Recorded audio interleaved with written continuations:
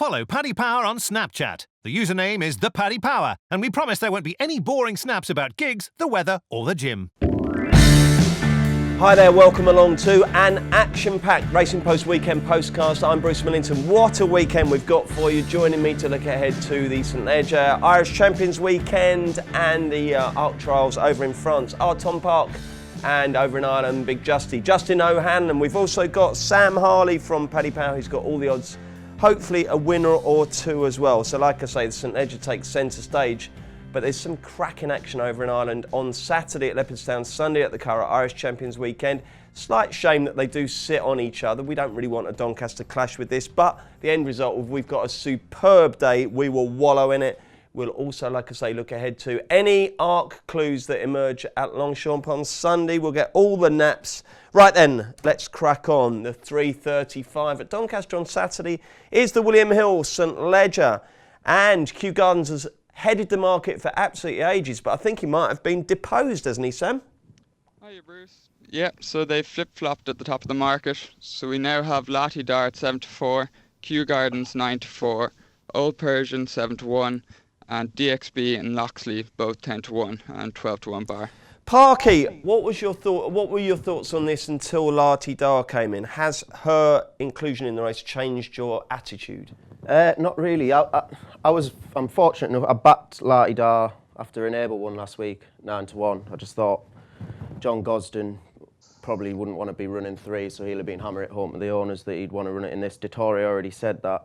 However, I think there is a horse that is the wrong price in this race, and that is Loxley. He is a really high-class animal. I think the trip will be no problem. I'd be worried a little bit if the ground was quick, but they're expecting a bit of rain today and tomorrow, I think, so that shouldn't pose much of a problem.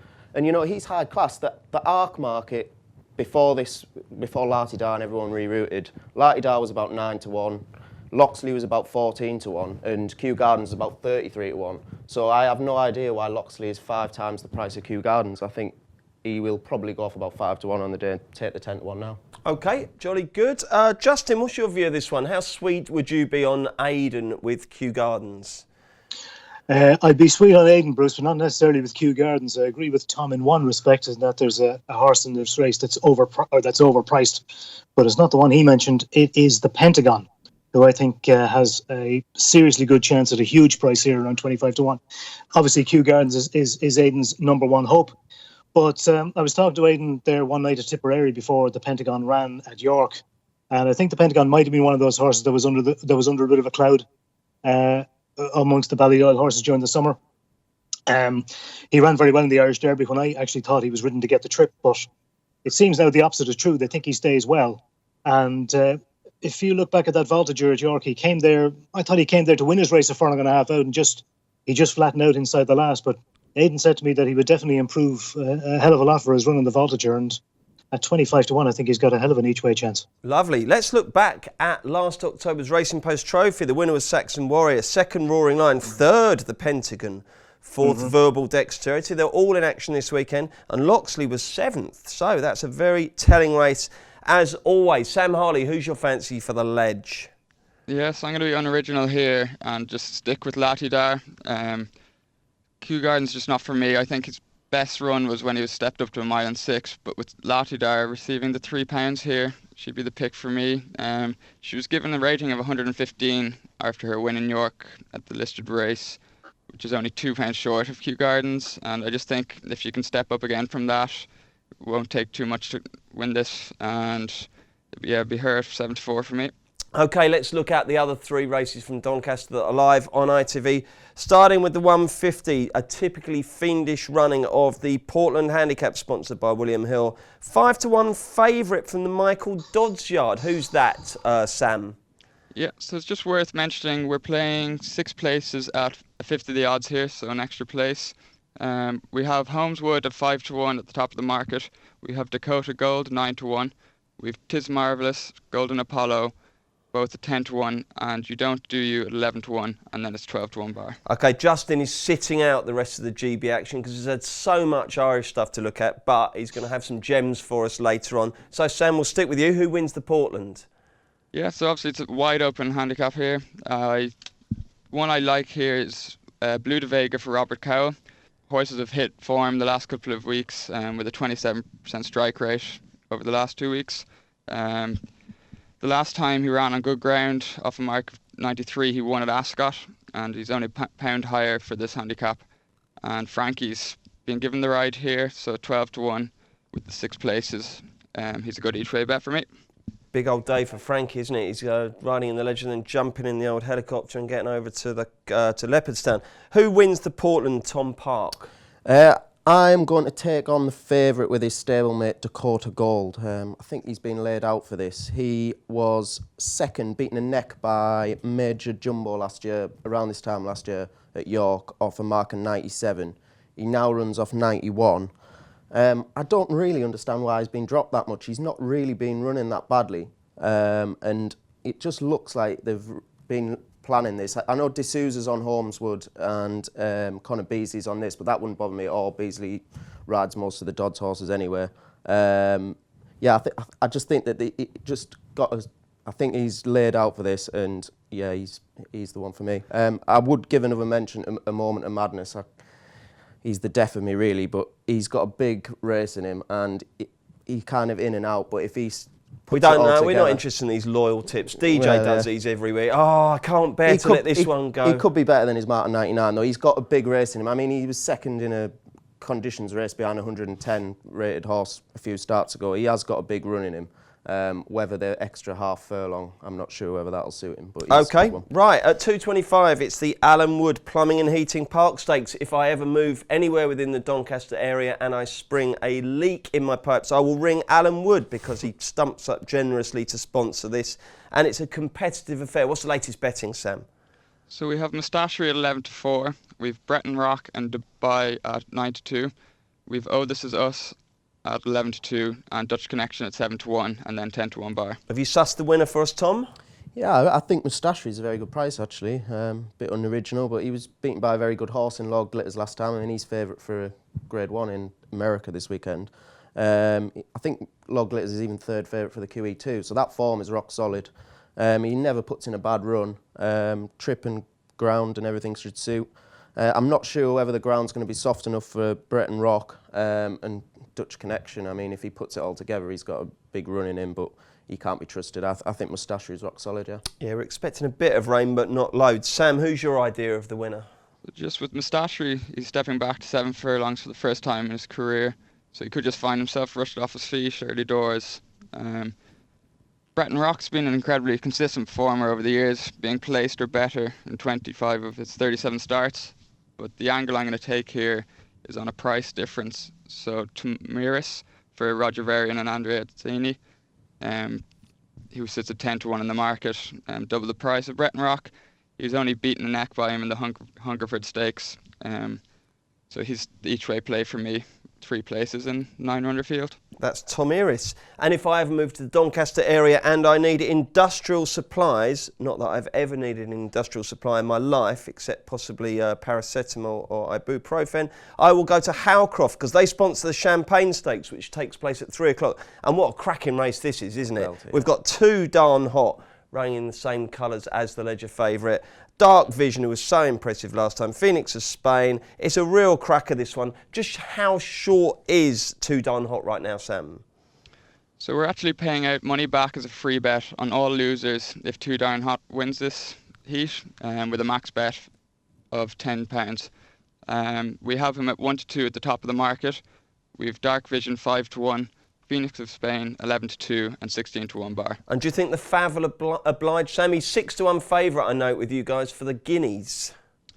I'd actually be keen to take him on. I just think, looking at his pedigree, I think next year is going to be his year stepping up in trip.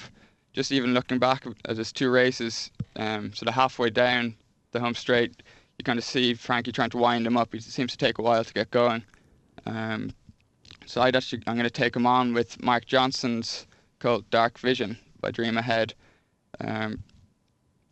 He's been quoted saying he couldn't sleep at night watching back the replay. Now whether that's a sales pitch to Godolphin, it was exciting, wasn't it? If I had anything to do with that horse, I think I'd have watched that all night as well. It was phenomenal, wasn't it? So he's been talking about that, so he obviously regards him very highly, and Yeah, I think at 5-1, I'd take on Too Darn Hot in this fair, especially with money back if Too Darn Hot wins. Would you do them each way as well? Do you like a little each way sometimes in a small field, or are you all up to win Merchant? Only if there was 8 runners. Okay. Sometimes 5 runners can offer some value each way, you know. Tom, what are you going to do? Take the favourite on or go with him? I just can't understand why anyone would be backing this horse at 1-2. You've got 2 horses who, look, we think are very talented. Dark Vision last time at Goodwood was exceptional. It was just unbelievable where he came from and how he won that race. Look, Too Darn Hot, he looked very impressive last time, and yeah, I marked him down as the Derby winner, to be honest, at this stage. However, he's 1-2. We don't know how good Dark Vision is. He's 5-1 against him. He could be an absolute machine. He looked a machine at Goodwood. So, well, Phoenix of Spain is no slouch. Oh, absolutely either. not. Absolutely not. But I just think that Dark Vision's got that untapered potential. You know what I mean? He could just be an absolute monster, just like Too Darn Hot could be. But one's 1-2, the other one's 5-1, and yeah, I think he's an each way certainty. Dark Vision, but I think he'll beat him. Okay, so the boys are both taking on Too Darn Hot with Dark Vision. It should be an absolute cracker. And I tell you what, Tom, I'm quite excited about some of the 2-year-olds we've seen so far. Obviously, Calix looked really good before he got injured. We've got a couple of cracking juveniles running on Sunday in Ireland, which we'll come to later. It's looking quite good, isn't it?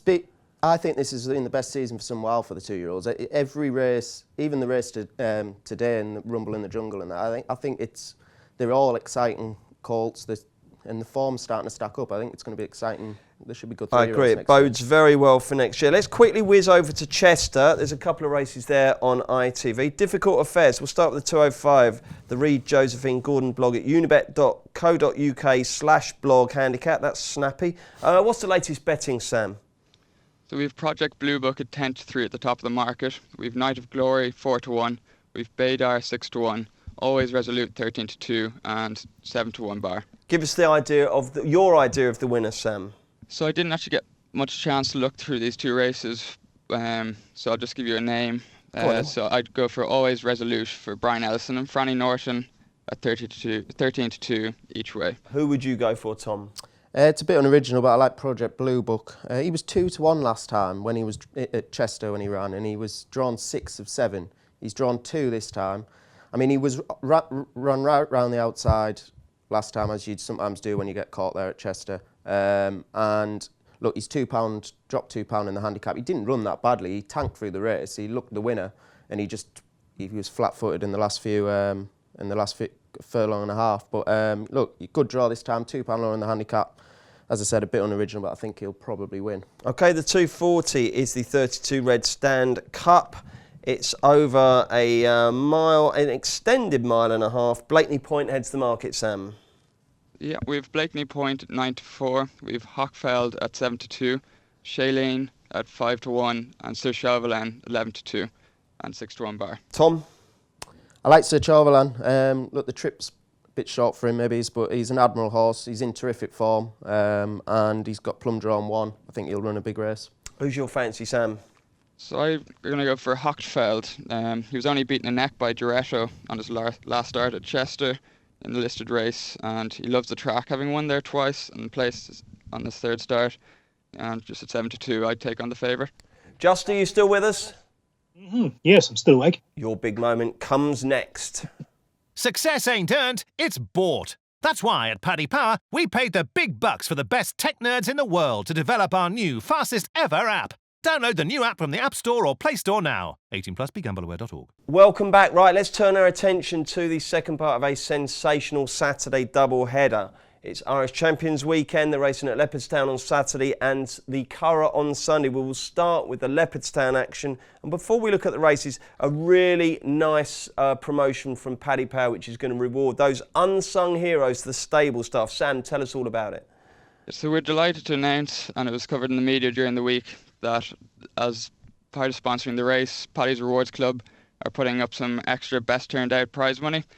So it's going to be enhanced from the standard €250 to €1,000. And on top of that, the stable staff connected to the winning horse will receive a €5,000 bonus to split amongst the yard.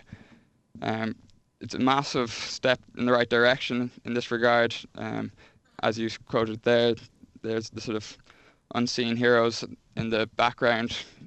Without them, obviously, racing couldn't go ahead. And there's sort of different areas of the industry starting to make progress on this. Just even in the Stole this week for the festival, the Healy family kindly put up free meals for the staff at the racetrack, and just makes it that bit easier for them with all the travel that they'd be doing. So we're delighted to announce it, and hopefully we can do it going forward as well.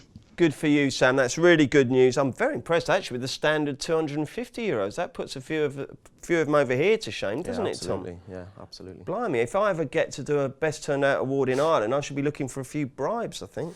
OK, well, that's great news. I'm sure they will all look absolutely gleaming. Hopefully, it'll be a great day's racing. The weather will stay away. Quickly, Justy, what are you expecting weather-wise this weekend before we look at the actual races themselves? I think Leopardstown is expected. I think they're expecting maybe a small drop of rain today and dry tomorrow. But Leopardstown drains so well these days that it won't have any effect on the ground. It'll be proper quick flat ground tomorrow, I'd say. So it's all about the top of the ground horses, isn't it? It's not that long ago, is it, that you were sending that tweet from your back garden? Do you remember? There's about a metre of snow, wasn't there? Oh, good heavens! I don't want to think. I never want to see a shovel again as long as I live after those few days. Right then, the big race on Saturday, 6:35, the Kipco Irish Champions Stakes. Fantastic race. Roaring Lion odds on. What's the latest, Sam? So we've Roaring Lion odds on at 5-6. We've Saxon Warrior 3-1. We've Study of Man 11-2, and we've Verbal Dexterity 14-1 and 16-1 bar. 4, 5, 6, 7, 8 runners. So we've got each way betting. What is the bet, Justin O'Hanlon? Well, I hate to be old Mr. Curmudgeonly here. Well, what's new, I suppose. That's all you ever are. Yeah, I know. But I'm a little bit underwhelmed by the two Group 1s tomorrow. A little bit underwhelmed by the card in general, really. The two Group 1s are slightly uncompetitive. You'd certainly like one of them at least to be more competitive.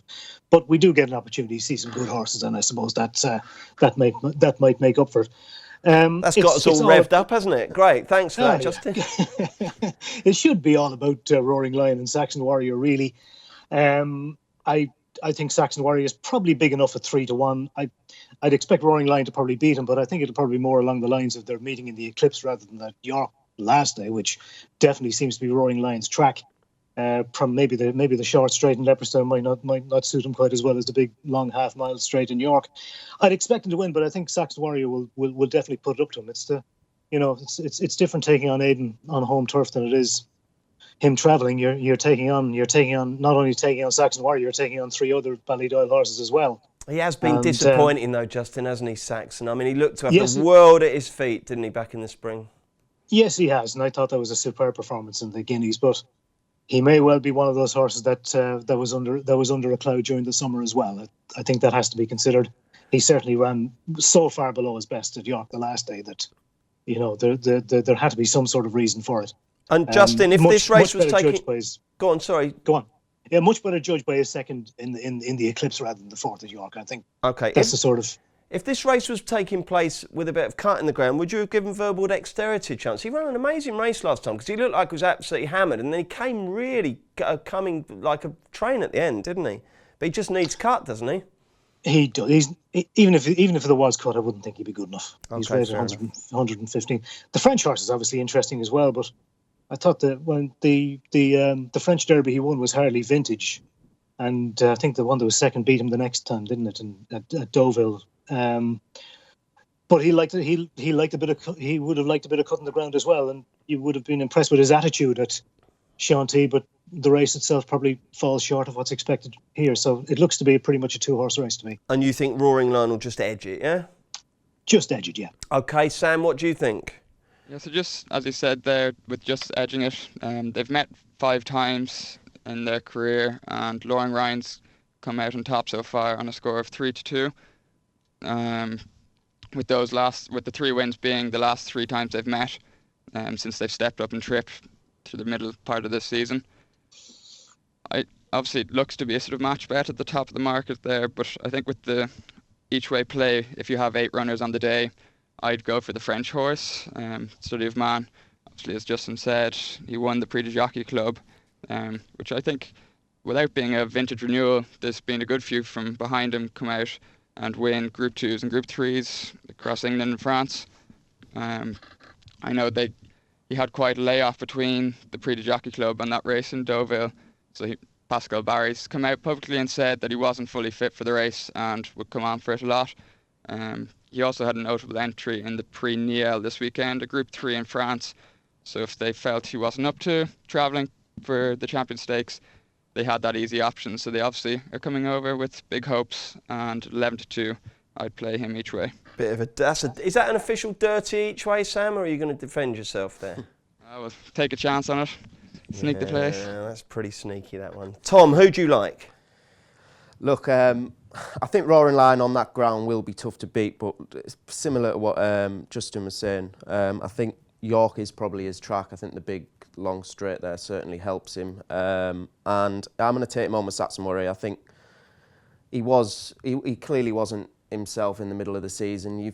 Aidan O'Brien's running much better now. He was so impressive in the Guineas. You've just got to take that chance that he was suffering from some sort of virus. Look, I think Roaring Lion, he's going to get his ground. I was hoping for a bit more juice, to be honest, but I just think Saxon Warrior 3-1. I think he's a good bet. I've got a question for you, Tom. How many Group 1s in Ireland has Aidan O'Brien won this year? 6. Justin? It's not 0, is it? It's 1. 1. Not many, is it? Lancaster Bomber in the Tattersall's Gold Cup. That's amazing, isn't it? But you know what Aidan's like. He'll come out and absolutely dominate this weekend. What's interesting, Aidan O'Brien has always been banging on about this is his Irish champion horse. Since his Derby flop, they've been working back from this. So they clearly, he must be doing something that they must think.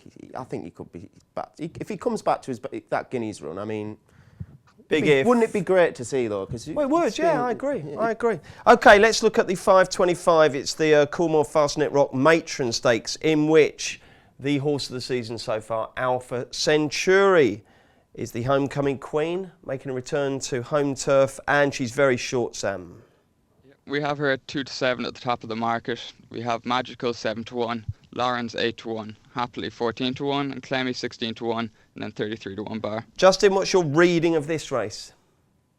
Oh, she's a freak. I think she's an absolute certainty. She's the best. She's the best filly. She's the best miler. She's the best 3-year-old. I think there's no doubt about it.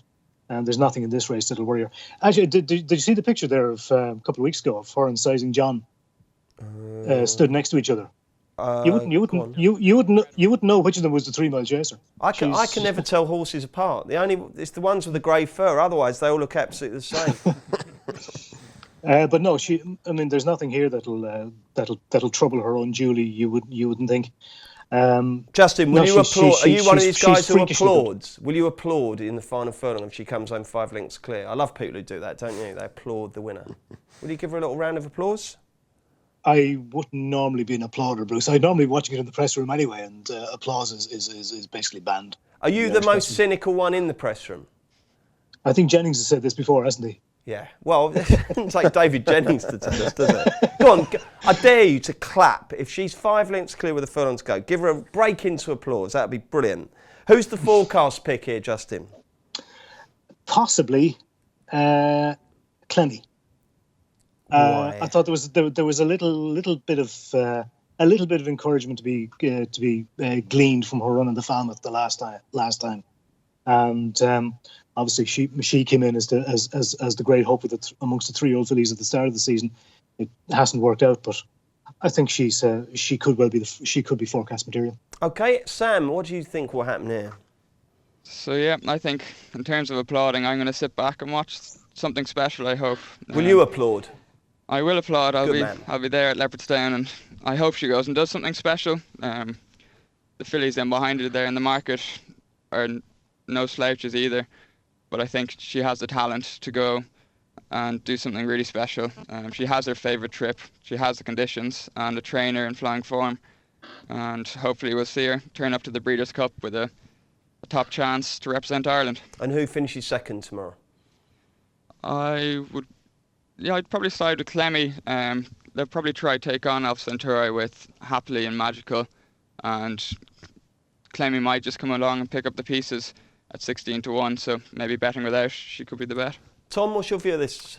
Yeah, I mean, it's hard to get beyond look beyond Alpha Centauri. She's probably the best miler we've seen since Frankel, I would say.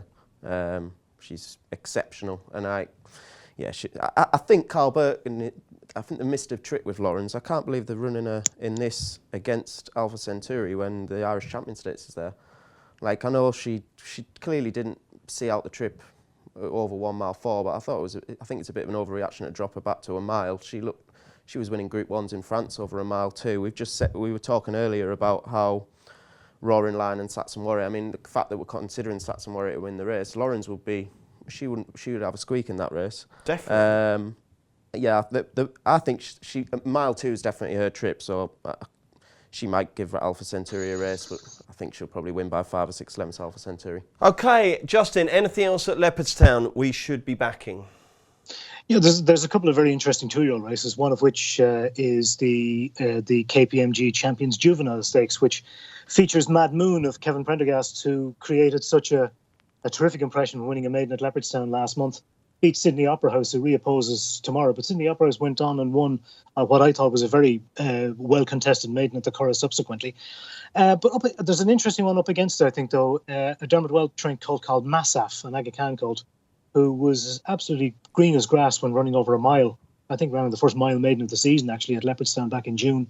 Won, in spite of its greenness, won by a length. I think Dermot said after the race he was putting it away for some autumn targets, and he's been as good as his word. It's third favourite around 5-1, I think. Lovely Mad Moon at stuff. 7-4. Okay, that's the 4:25. And anything else, Justin, at Leopardstown on Saturday?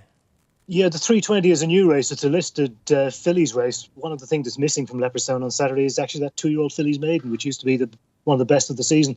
But Jessica Harrington has a filly here called Trethius, who was pretty impressive when she won a maiden over a mile at the Curragh last time. Dropping back to 7, probably not ideal. Doesn't have a great draw, but I think she could actually be very good, and I'd expect her to win that. Lovely stuff. Let's get the Saturday naps. This will not be beaten. Tom Park. Mustachery in the 225 at Doncaster. Justin O'Hanlon. Well, I'm going to Listowel for the 440, which is a 2-mile, 1 furlong handicap chase, and my nap is a horse called Act in Time. Okay, and will you be giving that a big cheer, Justy, when if that's leading up? I'm going to have to be professional in that case, Bruce, I'm afraid. Yeah, come on, tell us why. There's a very big day, isn't there, for you on Saturday? What's happening? Well, yeah, I'm making my return to the commentary box after about 10 years at Listowel tomorrow. I'm sort of on the commentators panel now, and I'll get the odd meeting here and there, but Listowel tomorrow is my first foray into the commentary box for quite some time. Fantastic. Good luck with that, Justin. I hope you. that all goes well. And Sam, what's your nap for Saturday? My nap's in the 4:25 in Leopardstown. Justin already touched on him, and it's Mad Moon for Kevin Prendergast and Chris Hayes. Connections rate this horse very highly, and what an incredible achievement it would be for the legendary Kevin Prendergast at the age of 86 to have another top-class horse in his hands. Yeah, absolutely. Okay, great stuff. Thank you, chaps. We'll do Sunday next. Check out Paddy's Rewards Club. Simply place 5 bets of £10 or more across any sport in a week, and you'll get a free £10 bet the next week. T&Cs apply. 18+. BeGambleAware.org. Welcome back, Bruce Millington, Tom Park, Justin O'Hanlon and Paddy Power, Sam Harley. Looking ahead to day 2 of Irish Champions Weekend. It takes place at the Curragh on Sunday. The big race is the 450. It's the Coma Group International Irish St Ledger. Irish Derby winner Latrobe heads the field. What's the latest betting, Sam? So we've Latrobe at 9-4 and Flag of Honour 9-4. We've Weekender 7-2, Idaho 9-2, Twilight Payment 10-1, and Cypress Creek 100-1. Justin, lead on. Who wins this? Well, it's quite rare these days that the Irish St Ledger is actually dominated by 3-year-olds. So it might actually, our editor over here, Richie Forrestal, doesn't even consider it a classic, but might have to change his mind tomorrow with the 3-year-olds dominating. I like Flag of Honour, Bruce. He's won twice over 1 mile and 6 at the Curragh. I think he's a good, solid, consistent horse. Has a few pounds to make up officially on Latrobe, but I think he could well do it. His 2 wins, they weren't spectacular. He beat Giuseppe Garibaldi, who he was going to reoppose tomorrow, and Twilight Payment, who he does reoppose tomorrow. 1 mile and 6, little bit of ease in the ground. I think will suit him well. He's a good, solid stayer, and I think he could be a cup horse for the next few years. I think he might just get the better of Latrobe. Sam, who's your fancy? I tipped up Latrobe for the Irish Derby 25-1, and I can't abandon him now. I don't think so. I'm going to stick with Latrobe. he was obviously disappointing in York, but he was actually very well fancied. We took a lot of money on him. So he never really got into a rhythm and just faded tamely. And once he was out of the race, he wasn't given a hard time. So I hope that won't have taken much out of him. And I think just put that down to the track maybe, and just returning to the Curragh where he won the Derby. At 94, he'd be my pick. One vote for Flag of Honour, one vote for Latrobe. Tom? Yeah, I like Latrobe as well. Obviously won the Irish Derby here, and I think he'll definitely improve for the step up and trip. I think 1 mile 2 was a bit too quick for him last time at York. Okay, jolly good. Where should we go next? Let's do the 4:15. It's the Goffs Vincent O'Brien National Stakes. What a battle this promises to be. Anthony Van Dyke versus Corto. Can't wait for this one. What's the latest betting from Paddy Power? We've Quarto at 5-4 at the top of the market, with Anthony Van Dyke joint favourite at 5-4. We've Christmas at 8-1, Land Force 16s, and Highland Fortune 25-1 and 33-1 bar. Justy, some battle this. Yeah, I don't know what to make of this one, really, Bruce. Anthony Van Dyke, he's won 3 in a row, and you can't really fault him. But he wasn't that flashy the last stakes, certainly compared to his previous win at Leopardstown when he beat Christmas, who closed the gap significantly on him inside the last half furlong to half a length. Over middle distances next year, I think Christmas is the one to take out of this. Quarto has been, I suppose, very flashy in its 2 runs to date. It's a very, very interesting contest. I think Anthony Van Dyke might want the ground a little bit quicker than it will be on Sunday. He could be vulnerable, although obviously it's an unknown how Quarto will get on the ground. It wouldn't surprise me if Christmas ran a very big race and chucked the 2 of them up considerably. But I don't know. Okay. Just on the point of the ground there, Justin, what do you make of them running the 27 runner field? The 5 furlong sprint is the first race. Well, programming wise, it's. See, Justy's all establishment now. Now he's a in commentator. He can't criticise anymore. Just in terms of them tearing up the ground with obviously the Group 1 races to come. Well, I suppose it's a point, but I haven't really thought about it, to be honest. No, come on, Justin. You've lost your edge now. You've gone native. Now you're on the commentator's roster. You don't want to say anything to upset the apple cart, do you? Normally, be absolutely tearing into it. Go on, Sam. You say what you think. So yeah, I'm going to go with Quarto. Just with Anthony Van Dyke, I think he sort of ground out his races, and I just find it hard to know what he's beaten, to be honest. The vibes coming out of the Charlie Appleby yard are very strong for Quarto. Obviously, he's won both of his 2 starts in his latest, beating Cape of Good Hope in the Superlative Stakes in substantial fashion, beating him 4 lengths. And I just think he could be one for next year. And I think he's around 16-1 in the Guineas market, so I wouldn't put people off backing him in that. Jolly good. Tom, now, Corte's exactly 2 months since he last ran, and since then a lot of kind of water has flown under the 2-year-old bridge, hasn't it? So he's kind of become he's fallen out of fashion a little bit, but he's decent, isn't he? Yeah, it just goes to what we were saying about the 2-year-olds being good this year. Yeah, I think he's a monster. I think he'll certainly beat Anthony Van Dyke. Anthony Van Dyke looked like he wanted 7 miles, not 7 furlongs last time. I'm surprised they're even running him over this trip again, to be honest. Yeah, I think Corto's a different class. I think he'll win. Okay, jolly good. Right, the 305 is the Derrinstown Stud Flying 5 Stakes. Havana Grey is the fav, but from my point of view, the fantastic take cover, 11 years old. I believe it's his last race. I will be cheering him on from a sentimental, if not financial perspective. What's the betting from Paddy Power, Sam? We have Havana Grey 2-1 at the top of the market. We've Soonation 10-3. We've Hit the Bid 4-1. Take Cover 6-1. And Different League and Battle of Jericho both 8-1. Wouldn't it be great if the old Take Cover could win, Parky? Without a doubt, it would be a great. I didn't know this was his last run, actually. But I think they said it was. Yeah, I may be wrong, brilliant. But I'm pretty sure after last run they said that we'll send him over to Ireland and that will be that. Not many horses retire at that age in that good a form, do they? No. Running in a Group 1 at the Curragh, that's amazing. Yeah, it would be. I think there's Carl Burt must be rubbing his hands thinking about potentially winning a Group 1 with Havana Grey here. It doesn't look a very strong race. He ran, I think he was probably on the right bit of ground in the Nunthorpe, so he was maybe flattered by how good that run looked, because he ran the whole race on his own basically. But look, these smaller fields I think suit him better. He can control the pace from the front, and he won at the Curragh earlier in the season where he beat Mabs Cross. I think he'll be tough to beat here. I think it's a good opportunity for him. Justin, who's your fancy? I think this is a terrible race. I think it really is a terrible race. Last year it's been a Group 1, and I really thought that more English trainers would take up the opportunity. Are normally there for the taking. Havana Gray is a course and distance winner. How he'll get on with a bit of ease in the ground, I'm not entirely sure. I think he probably will handle it, won't he? But I mean, there isn't a Group 1 horse among these, and he's probably the best of them. But, it really is a shame that it's such a poor contest. Well, yeah, unfortunately, it's yet another example of English trainers being so slow to recognise potential opportunities in Ireland. I just don't know why it keeps happening. But normally at sprint level, they're not slow to pick up the opportunities there, because they are so good. Yeah, I'm just astonished that the first time this race has been a Group 1 that they've abandoned it, if you like. Yeah, because I mean, there was never any chance of any of the real top-notch sprinters going for it, was there? There's not many Group 1 opportunities for 5 furlong sprinters, really. So you would think that they would jump on the fact. I mean, I'm surprised. I thought they might send Mabs Cross over it. I mean, she does need a strong pace to run at, and they probably knew they weren't going to get it here, but look, it's a good opportunity. That's been a bit fussy, isn't it? Just send her out and do her best. Okay, so you're going for Havana Gray, aren't you, Parky? Yeah. Justin, who are you going for? I'll have Havana Gray by process of elimination, and that's about it. Okay, and Sam, who's your fancy?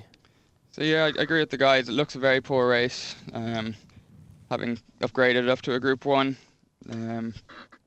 I'd say I'll probably go with the angle of seeing Alpha Delfini win the Nunthorpe, and I'm going to go with Take Cover at 6-1 to bring a shock and win a Group 1. That would be a really lovely result. I hope you're right, Sam. Justin, anything else at not Leopardstown, the Curragh on Sunday that we should be backing? Well, the Blandford Stakes looks a proper race to me. Azira, who ran a cracker when third in the Yorkshire Oaks behind Sea of Class last time, is going to take the beating there. But up against Beautiful Morning, a couple of Jessica Harrington's Beautiful Morning, and I'm So Fancy. I'm So Fancy's been she's been a standing disher on the Curragh this year. She's won a listed, she's won a Group 2 and a Group 3, and she'll give her plenty to think about. But probably Azira in the Blandford Stakes. There's a couple of handicaps late on. I think one of the handicaps is a cracking good contest at which is it's a Group 2 or Group 3 in all but name. And having said that, I haven't actually forgotten which one it is. typical, eh? But overall, I think overall the card of the Curragh on Sunday is the far more competitive of the 2 days, which is a change. But those are the races that stand out to me. The Blandfords is one of the standout races on the day, and I think Azira and Justin, will be the bet of the Curragh. If we're only having one bet on Sunday, who would it be? I would go for Azira in the Blandford Stakes. In the 235. Sam, anything else for you? Yeah, so I think it's worth quickly discussing the Moyglare. So I'll just quickly quote you some prices for that. That's the 340. The Moyglare Stud Stakes, the 340. We have Zagatova at 3-1, with Main Edition joint favourite at 3-1. We have Skitter Scatter at 9-2, and Just Wonderful 5-1, and 8-1 Bar. And the one I like here is Zagatova. I mentioned her the last time I was on the podcast. She won really impressively in Cork, but was reported lame post-race, which was interesting as they then turned her out 2 weeks later at the Curragh. She finished third behind Skitter Scatter, who again reopposes here. But I think she wasn't given the hardest to rise. I think it was more of an introductory. I think she'd obviously had a bit of box rest. The form of her first start has worked out really well, with Antonia de Vega coming second to her that day, and who's won at Group 3 level since. So I think she could be the class one in the field, and could be a big name in the classic fields next year. So it'll be Zagatova 3-1 for me. Okay, normally when we watch the ARC trials, we get carried away by the winners and think we've seen 3 ARC winners in one day, but I'm not sure this year, Parky, is necessarily that strong, is it? I'm looking through and... I mean, there may be a filly, one of those late emerging 3-year-old fillies that comes in and takes advantage of a weight allowance at a big price on the big day, but you kind of can't really convince yourself you're going to see the ARC winner in Paris on Sunday, can you? Don't think so. What are you looking out for? Well, it's more of a sentimental one. I'm looking forward to seeing Worth Waiting run for David Lanigan in the Vermeil. She's improving at rapid rate of knots. She was impressive, I think, at Deauville last time. But she won her maiden at Redcar quite a few starts ago now. And it'd just be great for a little track like Redcar to have a Group 1 winner winning the maiden there. It's a good track, puts on good prize. Is that the first track you ever went to? It probably was, actually. Your local track growing up, definitely. wasn't it? Yeah, I think it was my first ever meeting at Redcar, yeah. Okay, jolly good. Right, that is it, I think. Weekend plans, Parky, what are you up to? I'm in here all weekend, unfortunately. No, what do you mean, unfortunately? It's a pleasure, isn't it? Well, it's good to be fair, on weekends like this, it's great. It's plenty going on, but yeah. Kitty's made some flapjacks. We're all good. Justin, you've got your big day at Listowel on Saturday, haven't you? Good luck with that. Will the old butterflies be churning away there? Well, I did a warm-up race there on Tuesday, and hopefully that blew off some of the cobwebs anyway. So, have you got big fields? I think the biggest field is 18, I think. Oh, that's a bit of a test, isn't it? I prefer big fields to small fields. Small fields, you have to think of stuff to say. Oh, fair enough. Are you one of these, are you a kind of, are you a Mark Johnson at the finish, or do you keep it nice and calm? I'm a bit of a Hoylesy, I suppose, at the finish. Oh, yeah? Yeah, Don't flatter yourself, son. I certainly won't be saying that anything has got this shot to bits, or what's Johnson's famous one? Taking dead aim. Dead aim. That's it. He loves that, doesn't he? No. And will you be doing the old, as a nod to Desi? Will you be saying that anything's putting in a tremendous late bid? I love that. I miss the tremendous late bids. Tremendous late bid, I think, is the official pronunciation of it. Or if one falls, lost one there. Yeah, exactly. No, I have my own vocab. Good. Okay, I shall tune in and I shall wish you well. Well done, Justy. And Sam, what are you up to this weekend? So yeah, I'm going to both days of Champions Weekend at Leopardstown and the Curragh. What will you wear? Tweed or do you go casual? I know I'll be in a suit, supporting Mad Moon tomorrow, so I'll be involved in that. And yeah, I just encourage any student listeners in Ireland to attend the Leopardstown Day, as they're giving all students free entry with a valid student card. Fantastic. Another great incentive. That's brilliant. I hope it goes well, lads. Thank you very much indeed. Maddie and the gang are back on Monday. We've got golf and football next week. We've also got an Arrows postcast. I don't remember us doing a darts one yet, but we're looking ahead to the Champions League of Darts. Is there no end to the postcasts? If you can't join us for any of those, we're back next Friday. Looking ahead to next weekend. Do join us. Thank you very much indeed for watching or listening. Follow Paddy Power on Snapchat. The username is ThePaddyPower, and we promise there won't be any boring snaps about gigs, the weather, or the gym.